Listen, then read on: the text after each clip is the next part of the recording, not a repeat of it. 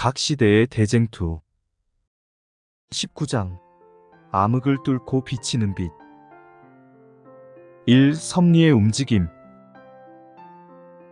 각 시대를 통하여 세상에서 행하여지고 있는 하나님의 사업은 그것이 개혁 사업이거나 종교운동이거나를 막론하고 뚜렷한 유사성을 가지고 있다.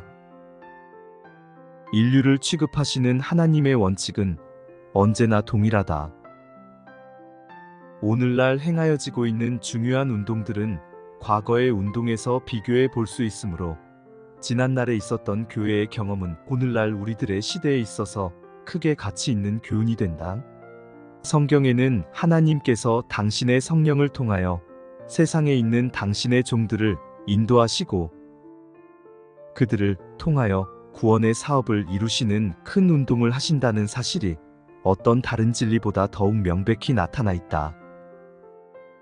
사람들은 은혜와 자비를 베푸시는 하나님의 목적을 이루기 위하여 친히 쓰시는 그분의 손에 쥐어져 있는 도구들이다. 사람들은 각각 자기가 담당해야 할 몫이 있다. 하나님께서는 각 사람에게 그가 처한 시대에 필요한 빛을 주셔서 당신께서 맡기신 사업을 충분히 이해할 수 있게 하신다. 그러나 아무리 하늘의 은총을 많이 받은 사람이라 할지라도 위대한 구원의 경륜을 완전히 깨달았다거나 자기가 사는 시대에 대한 하나님의 목적을 완전히 인식했다고는 할 수 없다. 사람들은 하나님께서 그들에게 주신 사업을 통하여 이루시려는 바가 무엇인지 완전히 깨닫지 못한다. 그리고 그들은 하나님의 이름으로 전하는 기별이 가져올 결실에 대해서도 이해하지 못한다. 네가 하나님의 오묘를 어찌 능히 측량하며 전능자를 어찌 능히 온전히 알겠느냐. 여호와의 말씀에 내 생각은 너희 생각과 다르며 내 길은 너희 길과 달라서 하늘이 땅보다 높음같이 내 길은 너희 길보다 높으며 내 생각은 너희 생각보다 높으니라. 나는 하나님이라 나 같은 이가 없느니라. 내가 종말을 처음부터 고하며 아직 이루지 아니한 일을 옛적부터 보이고 비록 성령의 특별한 감동을 받은 선지자들까지라도 그들에게 주어진 계시의 의미를 충분히 이해할 수 없었다. 그 계시의 깊은 뜻은 하나님의 백성들이 여러 세대를 지나가는 동안 그 가운데에 있는 교훈을 받아야 할 적당한 시기에 이르러 공개될 것이었다. 사도 베드로는 복음을 통하여 밝혀 드러난 구원에 관하여 다음과 같이 기록한다. 이 구원에 대하여는 너희에게 임할 은혜를 예언하던 선지자들이 연구하고 부지런히 살펴서 자기 속에 계신 그리스도의 영이 그 받으실 고난과 후에 얻으실 영광을 미리 증거하여 어느 시 어떠한 때를 지시하시는지 상고하니라. 이 섬긴 바가 자기를 위한 것이 아니요 너희를 위한 것임이 계시로 알게 되었다.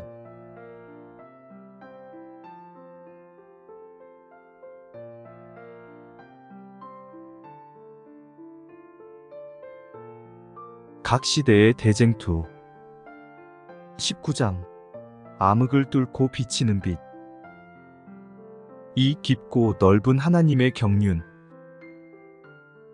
선지자들은 그들에게 계시된 것들을 완전히 깨닫지 못하였으나 하나님께서 그들에게 나타내시고자 하시는 모든 빛을 얻고자 열렬히 노력했다. 그들은 연구하고 부지런히 살펴서 그리스도의 영이 어느 시 어떠한 때를 지시하시는지 상고하였다. 그들의 유익을 위하여 그 예언들이 그분의 종들에게 주어졌던 신약 시대에 사는 하나님의 백성들에게 얼마나 놀라운 교훈인가. 이 섬긴 바가 자기를 위한 것이 아니요 너희를 위한 것임이 계시로 알게 되었다. 그럴지라도 아직 세상에 태어나지도 아니한 후세의 사람들을 위하여 주어진 그 계시들을 연구하고 부지런히 살피는 하나님의 거룩한 성도들을 보라. 그리고 그들의 거룩한 열성을 하나님의 특별한 은총을 받으면서도 하늘로부터 오는 선물을 냉대하는 후세의 사람들의 끝없는 무관심과 대조해보라. 그 성도들의 태도는 예언을 이해할 수 없는 것이라고 말하면서 안위를 좋아하고 세속을 사랑하는 자들의 무관심에 대한 얼마나 힘있는 견책인가. 물론 유한한 사람의 지력을 가지고 무한하신 분의 계획을 이해한다든가 그분의 목적에 성취되는 과정을 완전히 이해할 수는 없지만은 사람이 하나님께서 주신 기별을 이해하는 일에 있어서 그토록 우둔한 것은 그들의 잘못이나 게으름 때문이다. 일반 사람들은 물론이요, 하나님의 종들까지도 사람들의 견해와 유전과 거짓 교훈 때문에 눈이 어두워져서 하나님께서 당신의 말씀을 통하여 밝혀주신 큰 사건들을 부분적으로밖에 이해하지 못하는 경우가 너무도 많다. 구주께서 세상에 계실 당시의 제자들까지라도 그러하였다. 그들은 메시아께서 이 세상의 임금으로 오시면 이스라엘 나라가 온 세계를 통치하게 될 것이라는 일반 사람들의 생각에 사로잡혀 있었기 때문에 주님께서 받으실 고난과 죽음을 예언한 말씀의 뜻을 이해할 수 없었다.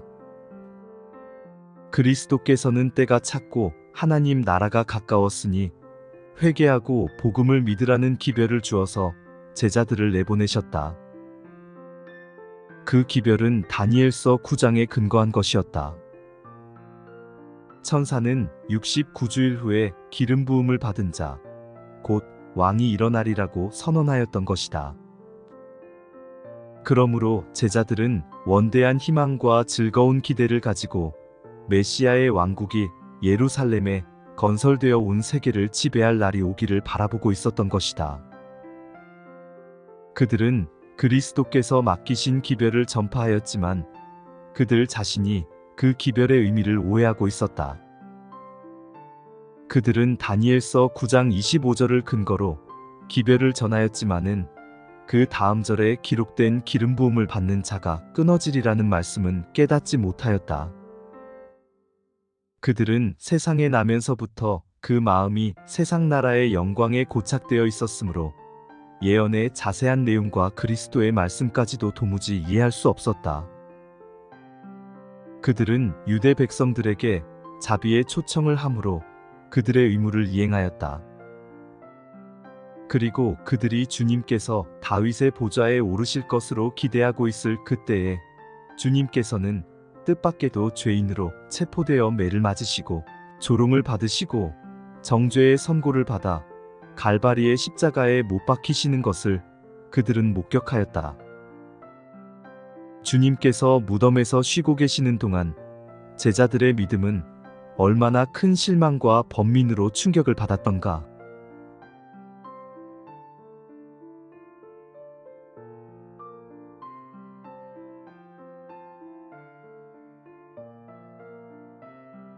각 시대의 대쟁투 19장 암흑을 뚫고 비치는 빛 3. 메시아의 고난과 제자들의 슬픔.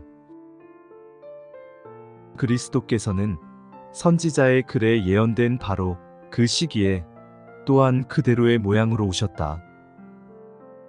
성경의 증언은 그분의 봉사를 세밀한 부분에 이르기까지 말했다. 그분께서는 구원의 기별을 전파하였으며 그분의 말씀에는 권세가 있음이러라. 그분의 말씀을 들은 사람들은 그 기별이 하늘에서 온 기별임을 목격하였다.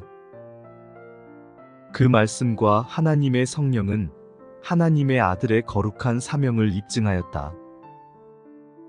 제자들도 그들의 사랑하는 주님에 대하여 여전히 깊은 애정을 가지고 있었다. 그렇지만 그들의 마음은 불안과 의욕에 둘려 있었다.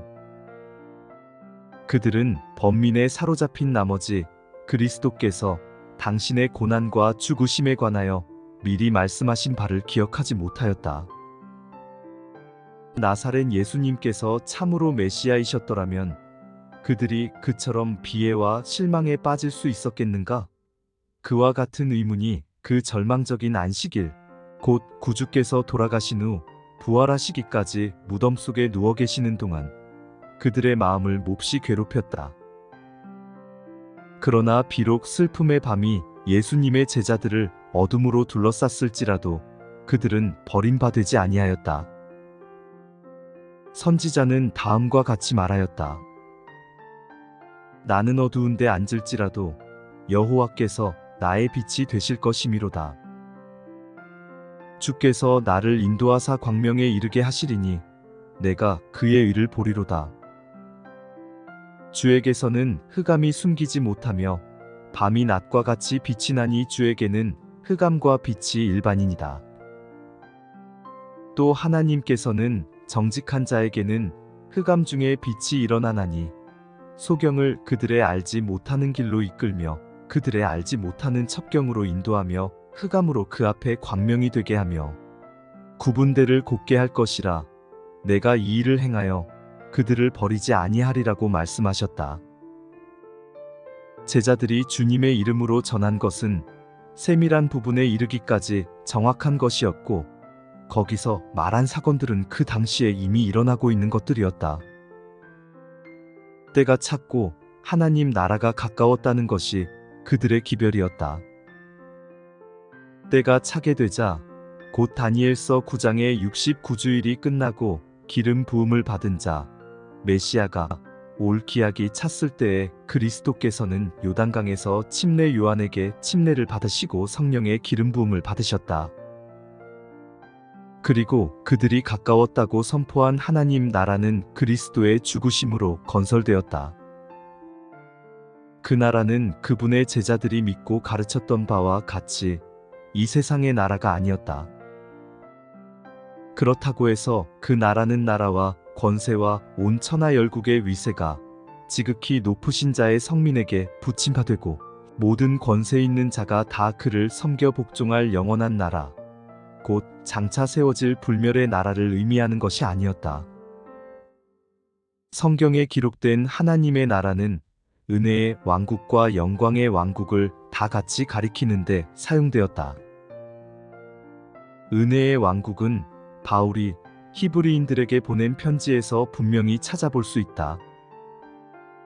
사도 바울은 그리스도가 우리 연약함을 체휼하지 아니하는 자가 아니요 자비하신 중보자이심을 지적한 다음에 그러므로 우리가 긍휼하심을 받고 때를 따라 돕는 은혜를 얻기 위하여 은혜의 보좌 앞에 담대히 나아갈 것이니라고 말하였다. 은혜의 보좌는 곧 은혜의 나라를 나타낸다. 왜냐하면 보좌가 있다는 것은 나라가 있다는 것을 의미하기 때문이다. 그리고 그리스도께서는 여러 가지 비유에서 천국이라는 말을 많이 사용하셨는데 그것은 사람의 마음 가운데서 역사하시는 하나님의 은혜를 가리키는 것이다.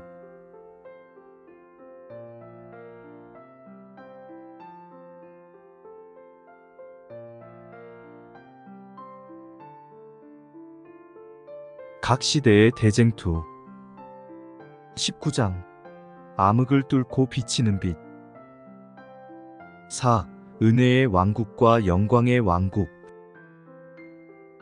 그와 마찬가지로 영광의 보좌란 영광의 왕국을 나타내는 것인데 그 나라는 그리스도의 말씀에 다음과 같이 인용되었다. 인자가 자기 영광으로 모든 천사와 함께 올 때에 자기 영광의 보좌에 앉으리니 모든 민족을 그 앞에 모으리라. 그 나라는 아직 장래에 속한 나라이다. 그 나라는 그리스도께서 재림하실 때에 비로소 건설될 것이다. 은혜의 왕국은 사람이 타락한 이후 범죄한 인류의 구속을 위하여 계획이 세워진 직후에 건설되었다. 그 후로 그 나라는 하나님의 뜻을 따라 그분의 허락에 의하여 존재하게 되었으므로 사람들은 믿음으로 그 나라의 백성이 될 수 있게 되었다. 그러나 그 나라는 그리스도께서 돌아가신 후에 비로소 확립되었다. 구주께서는 당신의 지상생애를 시작하신 후일지라도 사람들의 고집스럽고 무정한데 염증이 나서 갈바리의 희생을 철회할 수도 있으셨다. 겟세마네 동산에서 그 저주의 잔은 그분의 손에서 떨고 있었다. 그때에라도 그분께서는 당신의 이마에서 흘러내리는 피땀을 씻어버리고 타락한 인류를 그들의 죄 가운데서 멸망하도록 버려둘 수도 있었다. 그분께서 만일 그렇게 하셨더라면 타락한 인류를 구속할 수는 없었을 것이다. 그러나 구주께서는 당신의 생명을 버리시고 다 이루었다고 부르짖으면서 운명하심으로 구속의 경륜을 완전히 성취하셨다. 에덴 동산에서 범죄한 부부에게 허락된 구속의 약속은 이제 확증되었다. 하나님의 허락으로 오래전부터 존재해온 은혜의 왕국이 그때에 세워졌다. 이와 같이 그리스도의 죽음, 곧 제자들이 저들의 희망의 최종적 파멸로 생각했던 바로 그 사건은 도리어 저희의 희망을 영원히 확증해 주었다. 그 사건은 한편으로 그들을 비참한 실망 가운데 빠뜨렸으나 그것은 또한 그들의 믿음이 옳았다는 것을 입증해주는 최고의 사건이었다. 그들에게 비탄과 실망을 가득 안겨준 그 사건은 아담의 후손에게 희망의 문을 열어주었고 각 시대를 통하여 하나님의 충성된 백성들에게 미래의 생애와 영원한 행복의 중심이 되었다. 심지어 제자들의 실망을 통하여서까지라도 무한한 자비의 목적은 성취되어 가고 있었다. 그러나 저들의 마음은 하나님의 은혜와 그 사람의 말한 것처럼 말한 사람은 이때까지 한 사람도 없었나이다라고 사람들이 말한 그분의 교훈의 능력을 통하여 정복되어 가면서도 예수께 대한 그들의 사랑의 순금에는 세속적 자랑과 이기적 야심으로 된 비천한 합금이 섞이게 되었다. 그들의 주님께서 겟세마네의 죽음의 그늘 아래로 들어가시려고 하는 엄숙한 순간이었던 6월절의 다락방에서까지도 저들은 누가 크냐 하는 다툼의 정신을 가지고 있었다. 바로 침묵과 겟세마네 동산의 고민과 심판전과 갈바리의 십자가가 그들의 목전에 절박해 있을 그때에도 그들의 눈은 보좌와 면류관과 영광 등으로 가득 차 있었다. 그들로 하여금 당시의 거짓 교훈을 고수하고 하나님의 나라의 참 성격을 나타내주고 당신의 고민과 죽음을 미리 가르쳐주는 구주의 말씀에 유의하지 못하도록 만든 것은 그들의 마음의 교만과 세속적 영화에 대한 갈망 때문이었다. 그리하여 그와 같은 잘못은 시련, 곧 가혹하기는 하나 요긴한 시련을 가져다 주었으며 그것은 그들을 바로잡기 위하여 허락된 것이었다. 비록 제자들은 그들이 전하는 기별의 의미를 오해하고 그들의 기대는 이루어지지 않았으나 그들은 하나님께서 주신 경고를 전파하였으므로 주님께서는 그들의 믿음을 보상해 주시고 그들의 순종을 귀히 여기셨다. 그리하여 부활하신 구주의 영광스러운 복음을 모든 나라에 전하는 일이 그들에게 위탁되었다. 그들에게 그처럼 고통스럽게 보였던 경험을 그들이 당하게 된 것은 그들로 하여금 이 사업을 위하여 미리 준비시키기 위함이었다.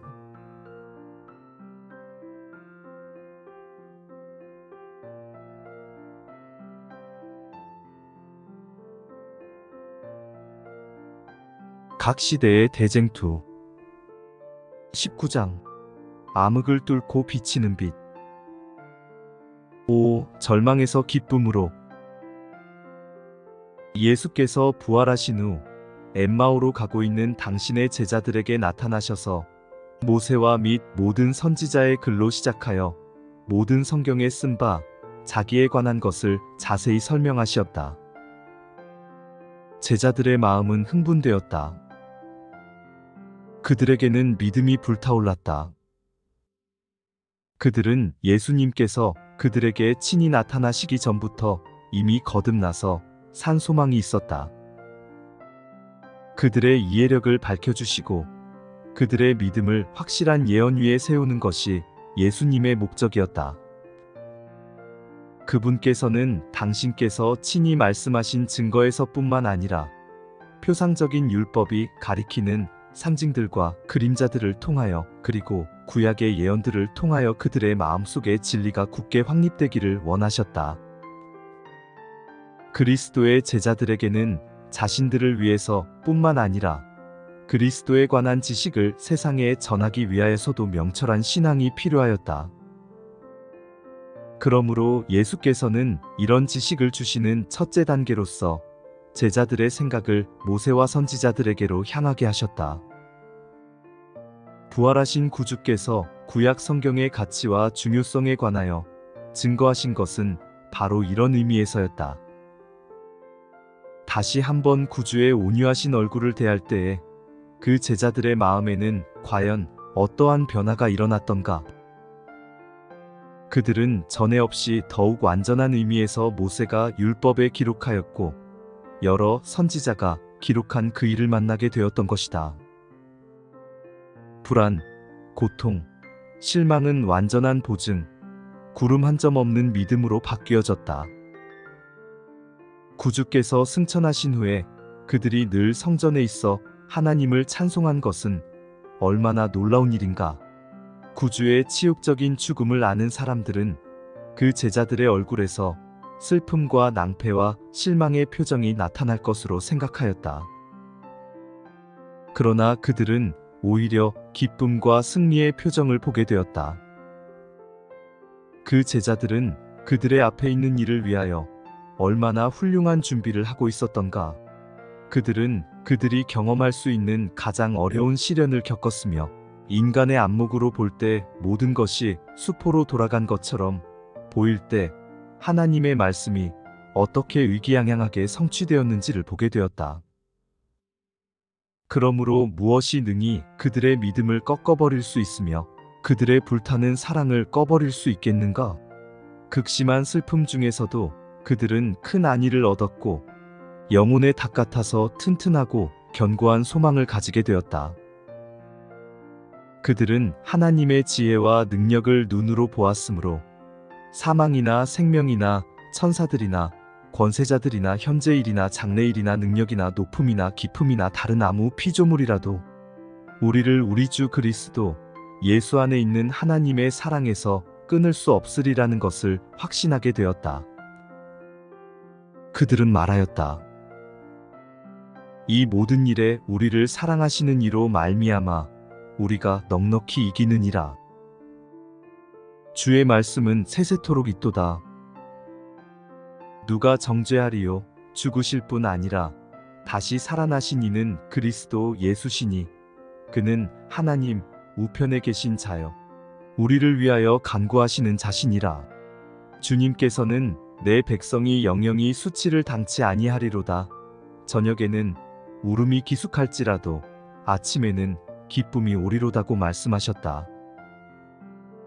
예수께서 부활하신 날 제자들이 그들의 구주를 만나서 그분의 말씀을 듣고 마음이 뜨거워졌을 때 그들을 위하여 상처를 입으신 그분의 머리와 손과 발들을 보았을 때 승천하시기 전에 그분께서 그들을 베다니로 데리고 가서 축복의 손을 펴고 너희는 온 천하에 다니며 만민에게 복음을 전파하라. 내가 세상 끝날까지 너희와 항상 함께 있으리라고 말씀하셨을 때 오순절 날에 허락하신 보혜사가 임하사 하늘로부터 능력을 베푸시고 믿는 사람들이 승천하신 주님의 임재를 깨닫고 마음이 감동되었을 때 그들은 비록 그들의 갈 길이 그리스도께서 가신 길과 같이 희생과 순교의 길인 줄 알았을지라도 그들이 제자가 되던 당시에 희망하였던 그대로 세상에 속한 영광을 버리고 주님의 은혜의 복음을 위한 봉사의 대가로 그분께서 오실 때에 받을 이지 면류관을 받고자 하지 않았던가? 우리의 온갖 구하는 것이나 생각하는 것에 더 넘치도록 능히 하실 주님께서는 저들로 당신의 고난에 참여하게 하시고 그분의 기쁨 곧 많은 아들을 이끌어 영광에 들어가게 하는 기쁨 영원한 영광에 중한 것 말할 수 없는 기쁨을 함께 누리게 하신다. 이에 대하여 사도 바울은 우리의 잠시 받는 환난에 경한 것이 우리에게 나타날 영광과 좋게 비교할 수 없도다고 말하였다.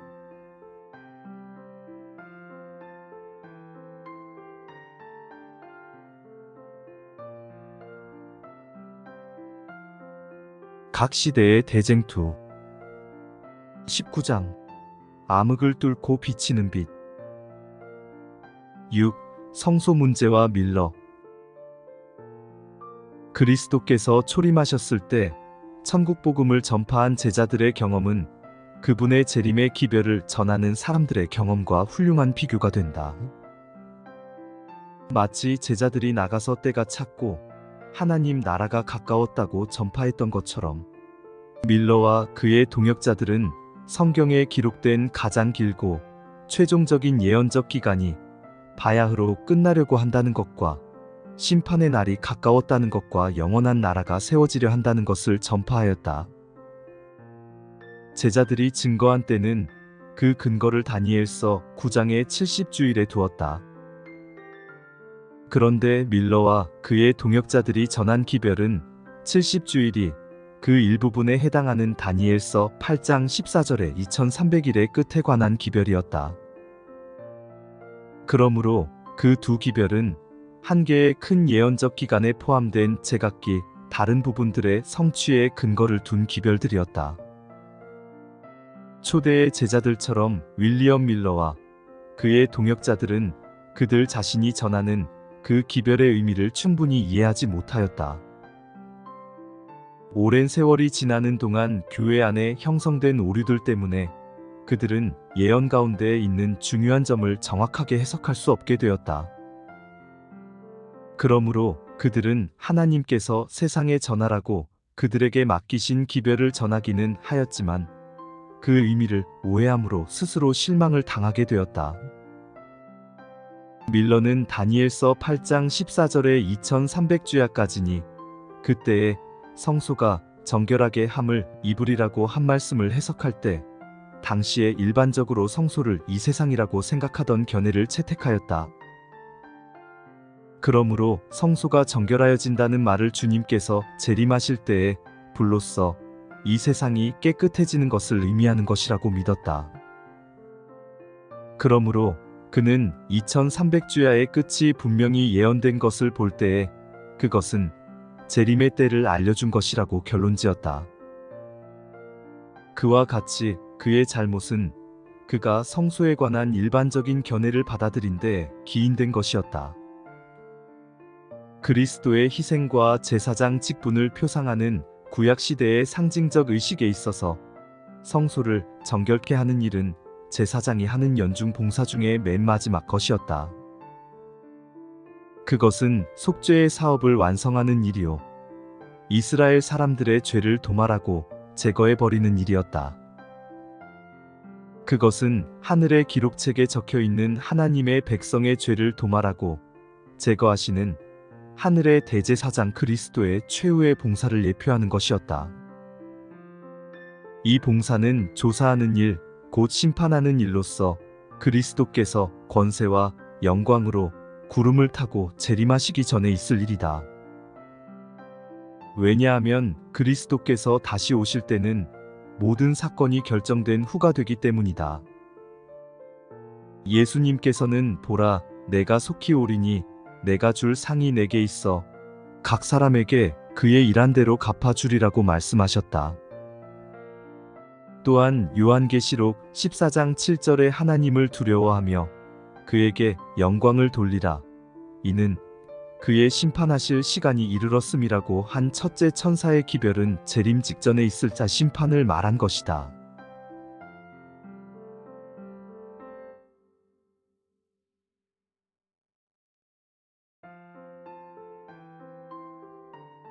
각 시대의 대쟁투 19장 암흑을 뚫고 비치는 빛 7. 시련을 돌파함. 이 경고를 전한 사람들은 올바른 기별을 바로 그 기별이 요구되는 올바른 때에 선포하였다.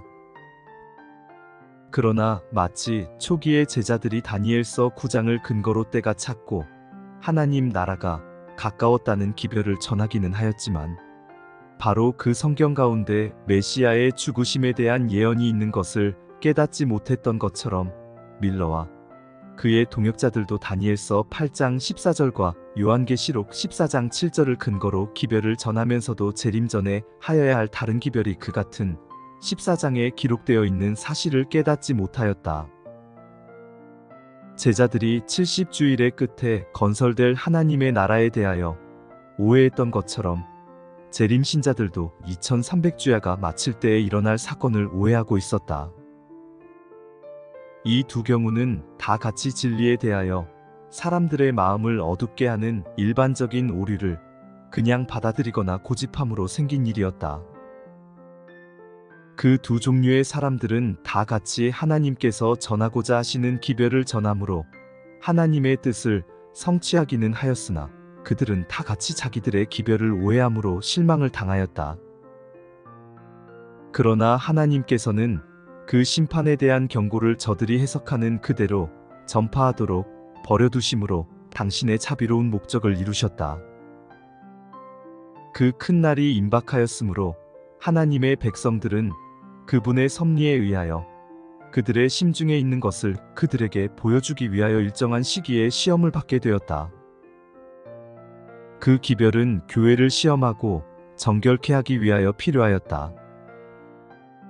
그들은 각자의 애정이 세상으로 향하여 있는지 그리스도와 하늘로 향하여 있는지를 스스로 알아보게 되었다.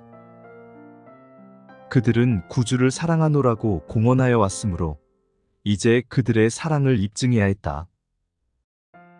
그들은 세속적 희망과 야망을 버리고 기쁨으로 주님의 재림을 영접할 준비를 갖추고 있었던가? 그 기별은 그들의 참된 영적 상태를 분별할 수 있도록 그들에게 주어진 것이었다. 그것은 그들로 하여금 회개와 겸비로써 주님을 찾도록 그들을 깨우쳐 주기 위하여 은혜로 주신 것이었다. 그 실망은 그들이 전한 기별에 대한 오해로 생긴 것이었으나 이것이 오히려 그들의 유익이 될 것이었다. 그것은 그 경고를 받아들이노라고 공언하는 자들의 마음을 시험하는 것이 될 것이었다.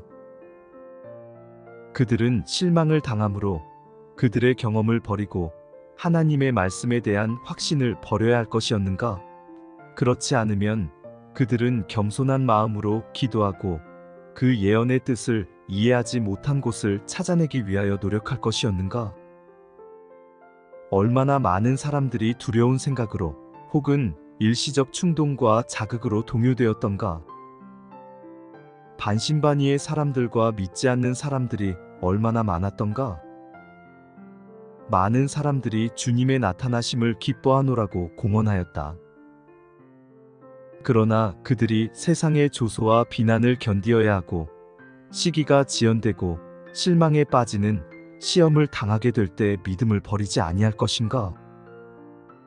하나님께서 그들에게 행하시는 일을 즉시 깨달을 수 없으므로 성경 말씀에 의하여 명백히 증명된 진리라도 그들이 버리지 않을 것인가?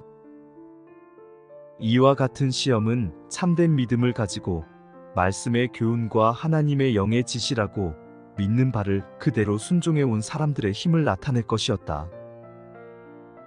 그것은 그들이 성경을 성경 자체의 해석자로 삼지 아니하고 사람의 견해나 해석을 받아들이는 일이 얼마나 위험한 것임을 경험을 통하여 가르쳐 줄 것이었다. 그들의 잘못으로 말미암아 생긴 혼란과 슬픔은 믿음의 자녀들을 교정시켜 줄 것이었다. 그들은 예언의 말씀을 더욱 세밀히 연구할 것이었고 그들이 가진 믿음의 기초를 더욱 엄밀히 검토해 봄으로 비록 일반 그리스도 교회가 널리 인정하는 바일지라도 그것이 성경의 진리에 기초를 둔 것이 아니면 거부할 것이라는 사실을 배우게 될 것이었다. 그들에게는 초기의 제자들과 마찬가지로 그 시련의 시간이 이해할 수 없는 듯이 보였을지라도 후에 가서는 명백하게 밝혀질 것이었다. 그들이 만일 주께서 나중에 어떻게 행하신 것을 보게 된다면 그 시련이 저들의 잘못에 기인된 것이었을지라도 그들을 향하신 하나님의 사랑의 계획은 확실하게 성취되고 있었다는 것을 깨달을 것이다. 그들은 주는 가장 자비하시고 긍휼히 여기는 자시며 여호와의 모든 길은 그 언약과 증거를 지키는 자에게 인자와 진리로다라고 한 성경의 말씀을 귀중한 경험을 통하여 배우게 될 것이다.